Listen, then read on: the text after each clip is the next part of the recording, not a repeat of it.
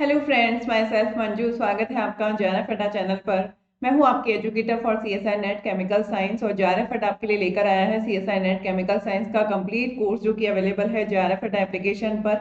जब आप जेआरएफ अड्डा एप्लीकेशन को डाउनलोड करेंगे तो वहां पर अवेलेबल होगा सीएसआई नेट का ऑप्शन, जहां पर लाइफ साइंस और केमिकल साइंस के कोर्स अवेलेबल है, जहां से आप आसानी से इसे ज्वाइन कर सकते हैं। इस कोर्स की जो वैलिडिटी है वो आपकी 1 साल के लिए रहेगी और इस कंप्लीट कोर्स में आपके तीनों ही सेक्शन एबीसी कंप्लीटली कवर करवाए जाएंगे। आपके लिए डाउट सेशन रखे जाएंगे जिसमें आपको जो भी डाउट है आप आसानी से पूछ सकते हैं। आपके लिए नोट्स और कंटेंट है वो आपको अवेलेबल करवाया जाएगा। Previous year questions paper solve करवाए जाएंगे।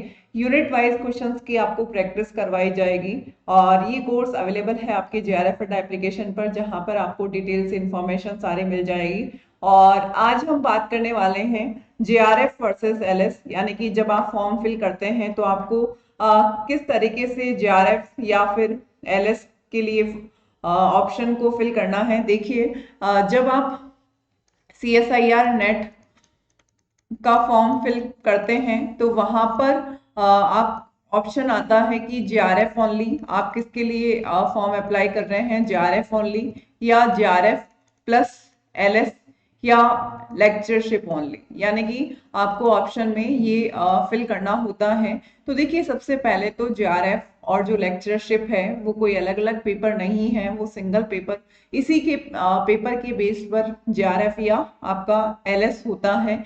तो कौन तो केवल जेआरएफ के लिए एलिजिबल है, कौन जेआरएफ और एलएस के लिए एलिजिबल है और कौन केवल और केवल एलएस के लिए एलिजिबल है, इसकी हम बात करेंगे। तो देखिए, हम सबसे पहले बात करते हैं जेआरएफ प्लस लेक्चरशिप। आप जानते हैं कि जेआरएफ प्लस लेक्चरशिप के लिए वो कैंडिडेट एलिजिबल हैं जिनकी 28 ईयर्स है for general mail. General mail के लिए जो एज लिमिट रखी गई वो कितनी होनी चाहिए, 28। और फीमेल कैंडिडेट और एससी एसटी के लिए जो रिलैक्सेशन है वो 5 ईयर्स का है, यानी कि उनके लिए जो एज लिमिट रखी गई वो क्या है, 33 ईयर्स।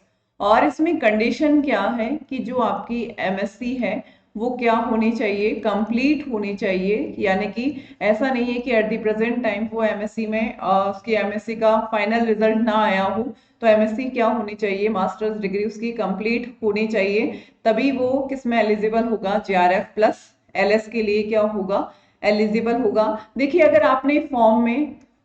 अगर आपने सीएसआई नेट के फॉर्म में केवल और केवल एलएस फिल किया है, यानी कि लेक्चरशिप ओनली फिल किया है, और आपकी कट ऑफ जेआरएफ, आप इस कैटेगरी में आते हैं और आपकी जो कट ऑफ है वो जेआरएफ की कट ऑफ के इक्वल भी है, तब भी आपको केवल और केवल किसका बेनिफिट मिलेगा, एलएस का बेनिफिट मिलेगा, आपको जेआरएफ का बेनिफिट नहीं मिलेगा। तो आपको ध्यान में रखना है कि अगर आप इस एज लिमिट में आते हैं और आपकी मास्टर्स डिग्री कंप्लीट हो चुकी है तो आपको जेआरएफ प्लस एलएस का दोनों ही ऑप्शन पर फिल करना है। सेकंड हम बात करते हैं जेआरएफ ओनली। जेआरएफ ओनली, तो सबसे पहले तो एज लिमिट यही आपकी 28 years for general category male candidate और 33 years for SC ST and female candidate के लिए ये एज लिमिट रखी गई। और जेआरएफ ओनली वो स्टूडेंट फिल करेंगे जो अभी एट द प्रेजेंट टाइम जिनका एमएससी फाइनल ईयर का रिजल्ट नहीं आया है, यानी कि वो किस कैटेगरी में आते हैं, आरए कैटेगरी में आते हैं, रिजल्ट अवेटेड कैटेगरी में आते हैं, और जिनकी मास्टर डिग्री अभी कंप्लीट नहीं हुई है वो केवल और केवल किसके लिए एलिजिबल है, जेआरएफ के लिए एलिजिबल है। और ये कैंडिडेट किसके लिए एलिजिबल नहीं है, लेक्चरशिप के लिए एलिजिबल नहीं है। तो आपको फॉर्म में क्या फिल करना है, जेआरएफ ओनली फिल करना है। आगे हम बात करें लेक्चरशिप ओनली के लिए, वो स्टूडेंट एलिजिबल है जो 28 years for general category male candidate को एक तरीके से 28 ईयर्स के अबव है, और एक आपका क्या है, 33 ईयर्स के अबव है। यानी कि जो इस एज लिमिट को क्रॉस कर चुके हैं वो किसको फिल करेंगे, एलएस ओनली।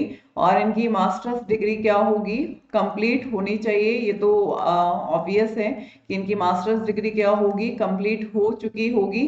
तो इनको क्या फिल करना है, लेक्चरशिप ओनली फिल करना है, यानी कि ये जेआरएफ का बेनिफिट अब नहीं ले सकते।